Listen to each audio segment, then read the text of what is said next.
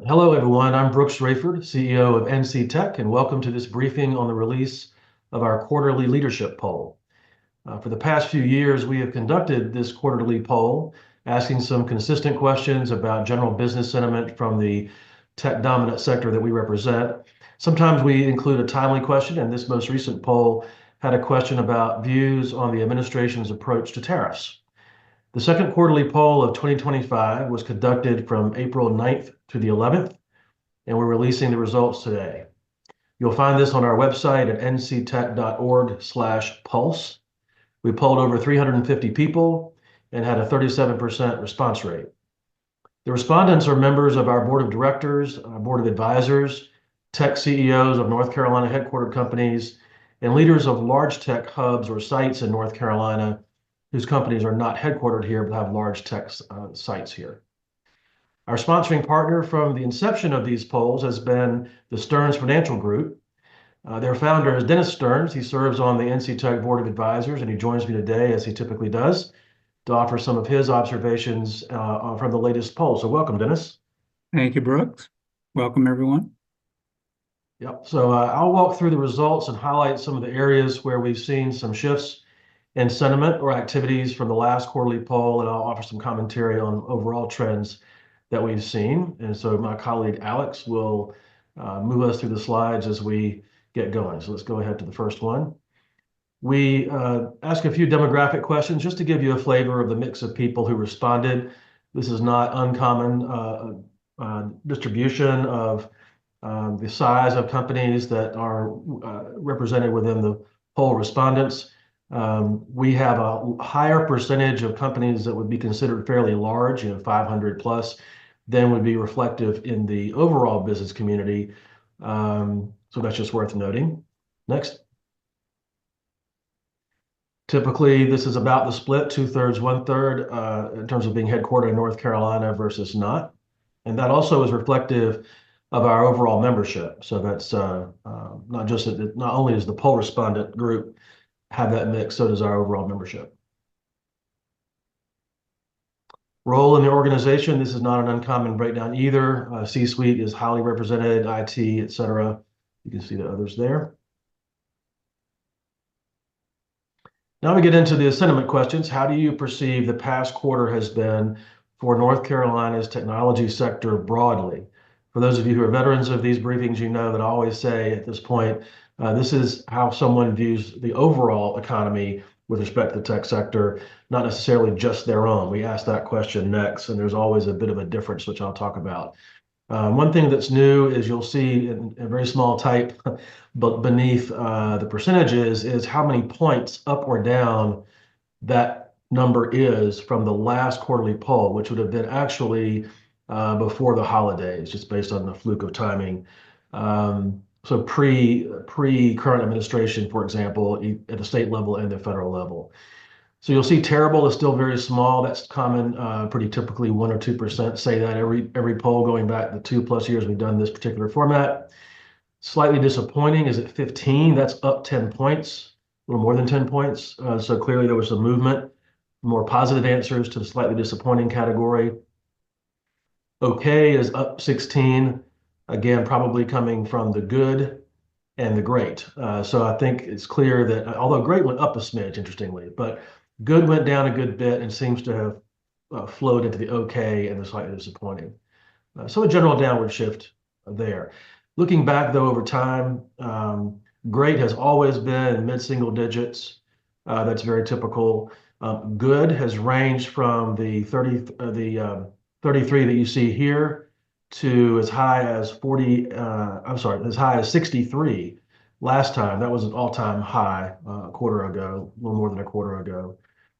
And slightly disappointing has been actually around 12 to 15 historically. It just happened to be very low last quarter. So this bump here is a kind of a 1 quarter blip. Dennis, any comments here? Yeah, this roughly mirrors the precipitous drop in consumer sentiment that's happened.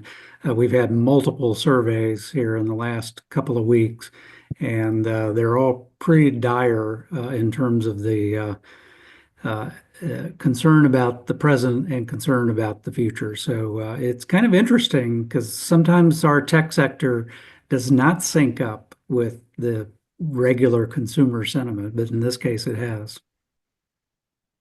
That's true, although still worth noting that when you combine okay, which is not a negative, and good and great, you still have a pretty large majority. What's that, 80 plus percent, 80, 85%, between those two combined. So I would say probably it still holds true that there's more optimism in our sector, although it's down some from what it has been, which would reflect the overall economic And we trend. would hope more resilience in our sector.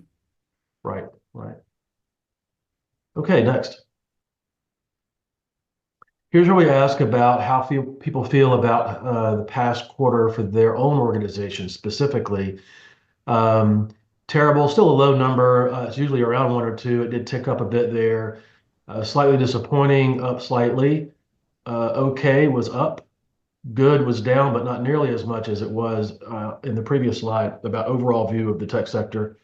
And great was down a tick, but still pretty large slice compared to people's view of the overall sector. So Dennis, again, as I always say on this slide, because it tends to be true every quarter, people tend to be a little more optimistic or confident in their own organization, but are nervous and concerned about the broader sector. Again, perhaps an impact of just the news and the general angst out there, that's general, but when judging their own organization, they tend to be a little more confident. Yeah, I'm very curious what this is going to look like 3 months from now. Very true. But so far, so good. So far, so good. Okay, next. Or maybe I should say so far not as bad. So far, okay. Yeah. Let's see. So I expect that over the next quarter, our business, again, think about their own business, will either decline, stay the same, or grow.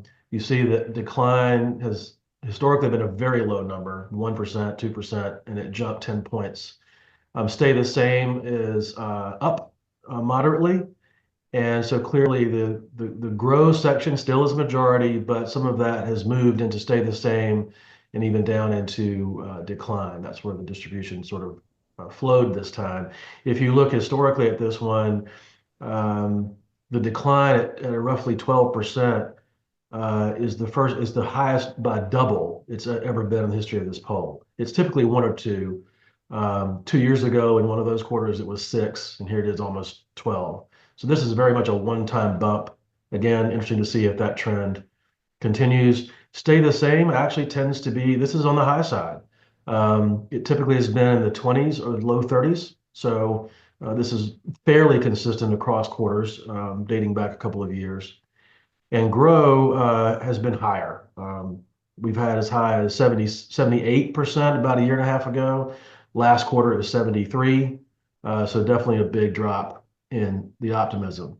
But stay the same and grow together. Again, sort of like the previous slide, get you to 85, 90%, which is not terrible. So Dennis, any further thoughts there? Let's look ahead. Yeah, well, again, I think the sentiment on a possibility of a recession, it certainly has increased considerably in the last quarter and maybe 50-50 at this point. We think there will be more rolling recessions within sectors. So it may be a slight miss on a national recession or a shallow national recession, but certain sectors will get hit more than others. And again, I think some of our tech companies tend to be more resilient in there as long as CapEx, capital spending, stays strong. And so again, that's one of those things we'll see as earnings and margin pressures begin to come from the tariff strategy. Well, and I think the typically accepted definition of a recession for most economists would be two successive quarters with a decline in the GDP or the negative GDP. I can't remember which, one of those two. So it'll take some time for us to see how those play out. And as you say, it might really vary by sector as well. Yep. Okay, next. We always ask a hiring question. So we rephrased this last quarter after some good feedback, such that a company might be maintaining headcount because they are laying some off, but also hiring in critical positions or backfilling existing positions, maybe not growing overall net. Same with maybe reducing through attrition, not necessarily laying off. And increasing obviously means there's some net hiring going on. But this quarter, the reducing headcount is up a bit from where it was last quarter. Maintaining is almost the same, and increasing is down a little bit. So not much change there. So in this past quarter, even with all the uncertainty that we've been alluding to, companies in our group don't seem to be making a lot of change in their headcount, their approach to headcount. Dennis, I don't know what you're hearing within your business circles.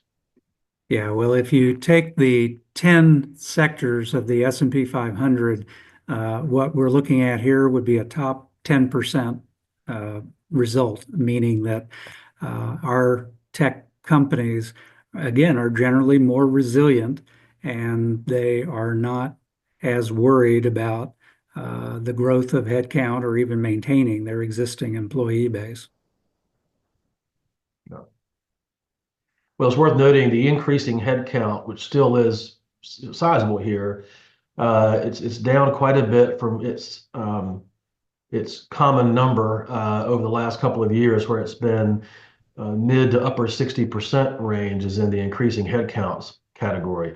But quarter one was down to 44, and this quarter 41, so hovering close to each other. Definitely been a early 2025 result, a reaction. So the increasing might have diminished. The maintaining, this is high, but actually on par, as you see there, with last quarter. But prior to the last quarter, it was sort of 28 to 34% was a typical response in this part of the pie. So we're seeing some conservative activity here. All right, next. This is the question that's a newbie this time.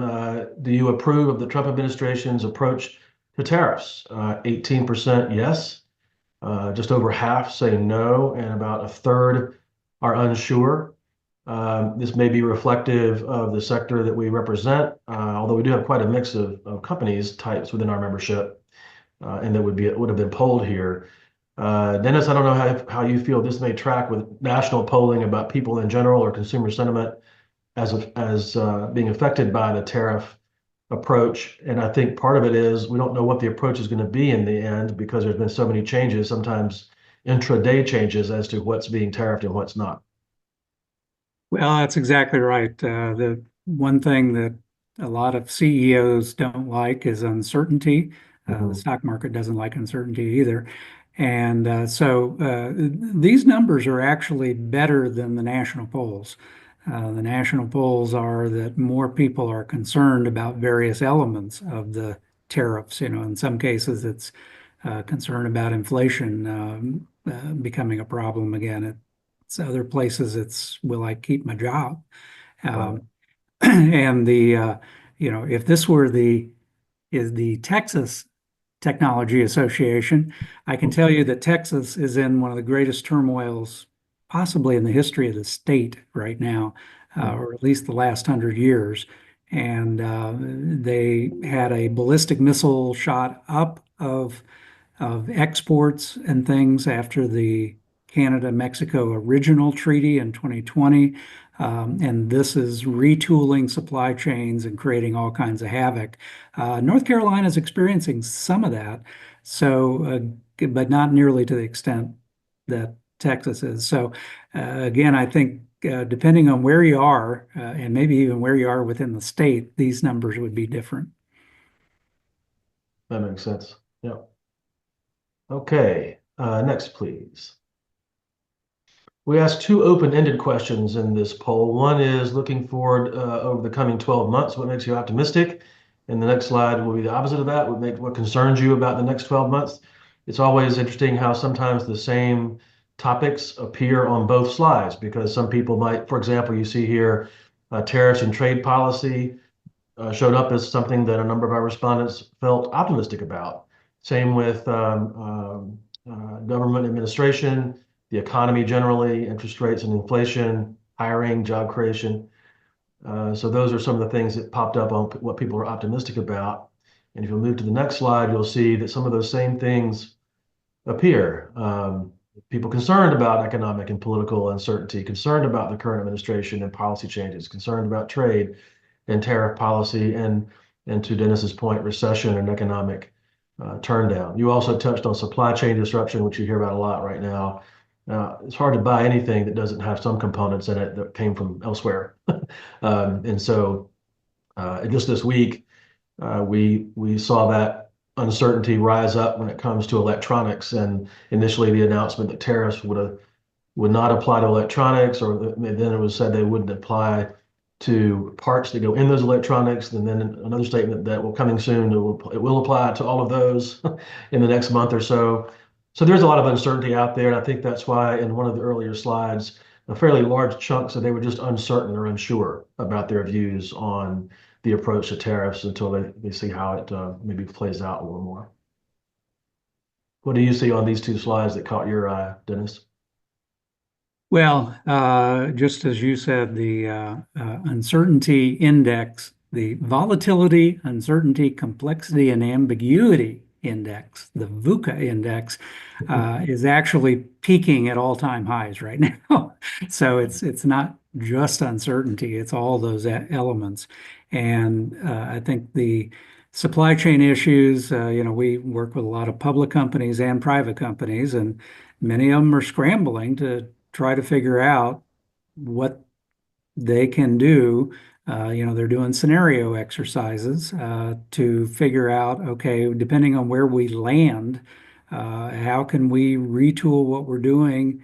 How much of these costs can we pass on to our customers? And that's the consistent message that I'm hearing these days. And, I think it is fairly clear, although I grant you that some of this changes weekly, sometimes daily, but it's fairly clear that we're probably going to land in a place that might be 2 to 3 times the tariff costs in Trump's first administration, and that's not a terrible place to be, but it's not a great place to be either. And again, it depends on the company and depends on what you're buying, who you're buying it from. So, yeah. Okay. Thank you. Let's go to next. So as I said at the beginning, you can find our website, nctech.org/pulse. Once this video is completed and saved, we'll post it there along with the slide deck that we've shown you here. I encourage you to take a look, maybe post about it if you like. Excuse me. On that page too, you'll see historical polls. You can go back and look at previous ones, also these videos if you like, and we encourage you to do that. So for now, thank you very much, Dennis, for supporting this effort, and to all of you for joining us, and have a great rest of your day.